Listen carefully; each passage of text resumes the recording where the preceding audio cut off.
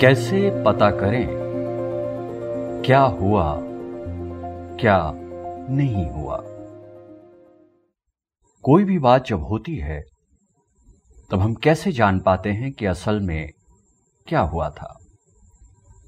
अगर हमारी आंखों देखी बात हो तो हम उसे सच मान लेते हैं जो हमने देखा, पर आजकल तो किताबों, पत्रिकाओं, अखबार, टीवी, रेडियो से हमें सैकड़ों ऐसी बातें पता चलती रहती हैं जो हमने अपनी आंखों से नहीं देखी।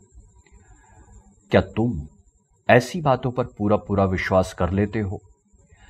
क्या तुम ऐसा कभी सोचते हो कि किसी घटना या व्यक्ति के बारे में अखबार में जो लिखा है या टीवी पर जो बताया है वो आधी बात है, कई बातें बताई ही नहीं गई? और अगर तुम इन छूटी हुई बातों को जानते तो शायद उस घटना या व्यक्ति के बारे में अपने विचार बदल देते। दरअसल ये समस्या कि कैसे पता करें क्या हुआ, क्या नहीं हुआ, इतिहासकारों के सामने बहुत बार आती है।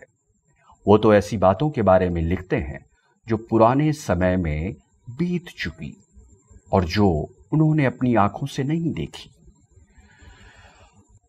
राजाओं और सामंतों के काल के बारे में जब हम पढ़ रहे थे तो हमने कई शिलालेखों और ताम्रपत्रों के बारे में पढ़ा। इन्हीं लेखों से हमें उस समय के गांव व शहरों के बारे में कई बातें मालूम पड़ी। उस समय के बारे में जानकारी हासिल करने में शिलालेखों ने हमारी खूब मदद की थी। सल्तनत के बारे में हमें जानकारी कैसे मिलती है? तब इतने सारे शिलालेख या ताम्रपत्र नहीं खुदवाए गए थे, लेकिन सल्तनत के समय में इतिहास की कई पुस्तकें लिखी गई थीं, जिनमें हर सुल्तान के समय में क्या क्या बातें हुईं उनके विवरण हमें जरूर मिलते हैं। अक्सर ऐसा भी होता है कि एक ही सुल्तान पर 2 या 3 इतिहासकार अलग अलग बातें बताते हैं। एक कहता है कि फला सुल्तान बहुत अच्छा और नेक आदमी था, सारी प्रजा सुख शांति से रहती थी। दूसरा इतिहासकार उसी सुल्तान के बारे में बताता है कि वो बहुत बदमाश था और सारी प्रजा उससे दुखी थी। अब किसकी बातें हम सच माने? आज जब हम सल्तनत का इतिहास लिखते हैं तो हमें इस परेशानी से निपटना होता है। उदाहरण के लिए मान लो हमें मोहम्मद तुगलक नाम के सुल्तान के बारे में जानना है। हम उसके शासन के बारे में कैसे जान सकते हैं? मालूम करने पर हमें पता चलता है कि उसके शासन के बारे में उस समय के 2 इतिहासकारों ने लिखा है, जिनके नाम जिया बर्नी और एसामी हैं। बर्नी और एसामी की लिखी किताबों को पढ़कर पता चलता है कि सन 1328 में मोहम्मद तुगलक ने एक आदेश जारी किया था। उसने दिल्ली के निवासियों को आदेश दिया कि दिल्ली से दूर दक्षिण में दौलताबाद जाकर बसें। सुल्तान मोहम्मद तुगलक ने ऐसा क्यों किया? लोग जब दिल्ली से दौलताबाद गए तो क्या क्या हुआ? ये बातें बर्नी ने अपनी किताब में लिखी और एसामी ने भी अपनी किताब में लिखी। जिया बर्नी ने अपनी पुस्तक तारीखे फिरोजशाही में लिखा, एक योजना सुल्तान के दिल में आई कि दौलताबाद को राजधानी बनाया जाए।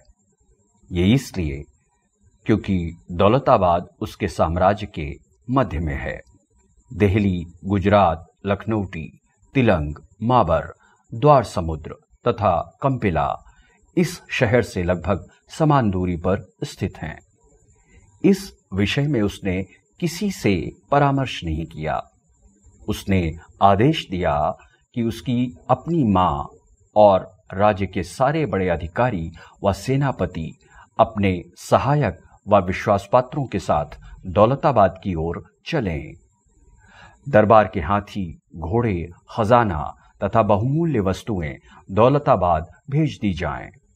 इसके पश्चात सूफी संत व आलिमों, इस्लामी ग्रंथों के अध्ययन करने वाले तथा दिल्ली के प्रतिष्ठित व प्रसिद्ध लोग दौलताबाद बुलाए गए।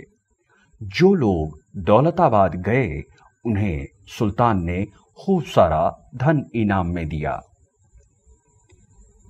1 साल बाद सुल्तान दिल्ली लौटा। उसने आदेश दिया कि दिल्ली तथा आसपास के कस्बों के निवासियों को काफिलों में दौलताबाद भेजा जाए। दिल्ली वालों के घर उनसे मोल ले लिए जाएं और इन घरों की कीमत खजाने से दौलताबाद जाने वालों को दे दी जाए ताकि वे वहां जाकर अपने लिए घर बनवा लें। शाही आदेशानुसार दिल्ली तथा आसपास के निवासी दौलताबाद की ओर भेज दिए गए। दिल्ली शहर इस प्रकार खाली हो गया। कुछ दिन तक दिल्ली के सारे दरवाजे बंद रहे। शहर में कुत्ते बिल्ली तक न रह पाए। दिल्ली के निवासी जो वर्षों से वहां रहते चले आ रहे थे, लंबी यात्रा के कष्ट से रास्ते में ही मर गए। बहुत से लोग जो कि दौलताबाद पहुंचे, अपनी मातृभूमि से बिछड़ने का दुख सहन नहीं कर सके। वे वापस होने की इच्छा में ही मर गए। यद्यपि सुल्तान ने दिल्ली से जाने वाली प्रजा को अत्यधिक इनाम दिए, वो परदेश व कष्टों को सहन न कर सकी। इसके बाद दूसरे प्रदेशों से आलिमों, सूफियों तथा प्रतिष्ठित व्यक्तियों को लाकर दिल्ली में बसाया, मगर इस प्रकार लोगों के लाने से दिल्ली आबाद न हो सकी। लगभग 5-6 साल बाद सुल्तान ने आदेश दिया कि जो भी दिल्ली लौटना चाहता है वो लौट सकता है। कुछ लोग लौट गए, मगर बहुत से परिवार दौलताबाद में ही बस गए।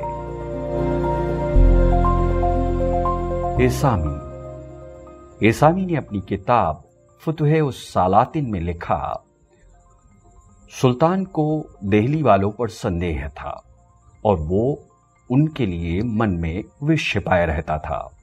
उसने गुप्त रूप से एक कुत्सित योजना बनाई कि 1 महीने में दिल्ली का विनाश कर दिया जाए। उसने सूचना कराई कि जो कोई सुल्तान का हितैषी हो वो दौलताबाद की ओर प्रस्थान करे। जो कोई इस आज्ञा का पालन करेगा उसे अत्यधिक संपत्ति मिलेगी। जो कोई इसका पालन न करेगा उसका सिर काट डाला जाएगा। उसने आदेश दिया कि दिल्ली में आग लगा दी जाए और सभी लोगों को नगर से बाहर निकाल दिया जाए। पर्दे वाली स्त्रियों तथा एकांतवासी सूफियों को उनके घरों से बाल पकड़कर निकाला गया। इस प्रकार वे लोग दिल्ली से निकले। मेरे दादा भी इसी शहर में रहते थे। उनकी उम्र 90 वर्ष थी और वे एकांतवासी संत थे। वे कभी अपने घर से नहीं निकलते थे। वे पहले पड़ाव में ही मर गए। उन्हें वहीं दफन कर दिया गया। सभी बूढ़े, युवक, स्त्री तथा बालक यात्रा करने के लिए विवश थे। बहुत से बालक दूध बिना मर गए। अनेकों लोगों ने प्यास के कारण प्राण त्याग दिए। उस काफिले में से अत्यधिक कठिनाई सहन करके केवल 10वां भाग ही दौलताबाद पहुंच सका। सुल्तान ने इस तरह एक बसा हुआ शहर नष्ट कर डाला। जब दिल्ली में कोई नहीं रह गया तो सारे द्वार बंद कर दिए गए। सुना जाता है कि कुछ समय बाद उस नीच और अत्याचारी बादशाह ने आसपास के गांवों से लोगों को बुलाकर दिल्ली को बसवाया। तोतों और बुलबुलों को बाग से निकालकर कौवों को बसा दिया। न जाने सुल्तान को किस प्रकार उन निर्दोष लोगों पर संदेह उत्पन्न हो गया कि उसने उनके पूर्वजों की नींव उखाड़ डाली और आज तक उनकी संतानों के विनाश में तल्लीन है। तुम्हारे ध्यान में ये बात आ गई होगी कि मोहम्मद तुगलक की योजना के बारे में कुछ बातें ऐसी हैं जिन्हें बरनी भी कहता है और इसामी भी। जैसे सुल्तान ने लोगों को दिल्ली से दौलताबाद जाने का आदेश दिया। ये बात दोनों की किताब में लिखी है, पर दिल्ली से दौलताबाद जाने की घटना के बारे में बरनी कई ऐसी बातें लिखता है जो ऐसामी नहीं लिखता। जैसे बरनी लिखता है कि सुल्तान अपने राज्य की राजधानी बीचों बीच बनाना चाहता था, इसलिए उसने लोगों को दौलताबाद भेजा। पर ऐसामी के अनुसार सुल्तान के मन में ऐसा विचार नहीं था। ऐसामी के अनुसार सुल्तान लोगों को कष्ट देना चाहता था, इसलिए उसने दिल्ली खाली करवाई। ये हमारे लिए परेशानी की बात है। अब हम ये कैसे जाने कि सुल्तान के मन में वास्तव में क्या विचार था? और इस विषय में हम बहुत पक्की तरह से कुछ नहीं कह सकते हैं। ऐसी कठिनाई बहुत बार हमारे सामने आती है।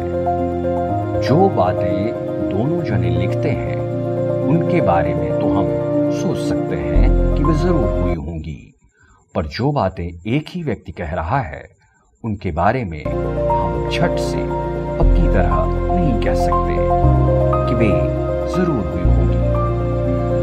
बीते हुए समय के बारे में जब इतिहासकार आज लिखते हैं तो वे अक्सर इस कठिनाई से जूझते हैं। बीते समय के बारे में कुछ बातें तो पक्की तरह से कही जा सकती हैं, पर बहुत सी बातों के बारे में पक्की तरह से नहीं कहा जा सकता।